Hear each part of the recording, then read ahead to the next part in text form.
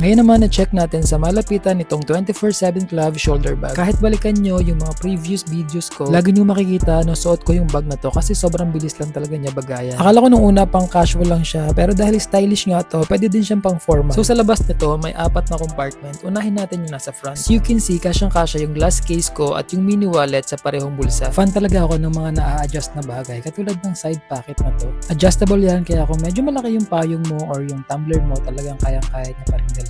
Yung other side pocket niya naman, may velcro yan, kaya talagang safe kung maglalagay kayo ng maliliit na bagay. Napaka-consistent talaga ng bag na to. Talagang pinag-isipan yung design tsaka yung quality. So ito naman yung makikita mo kapag binuksan mo yung main compartment. So kung overpacker ka, bagay na bagay to sa'yo. Yung compartment niya sa gilid, kaya mag-hold ng tablet or mini laptop or kahit anong paper material. Polyester yung fabric nito, sobrang lambot at sobrang lightweight lang. I-check naman natin yung strap niya. As you can see, sakto lang yung wide at mukha talagang matibay. So yun lang, kung gusto mo din ito, iniwan ko na lang dyan sa yellow basket yung link. I-click mo na lang. Maraming salamat!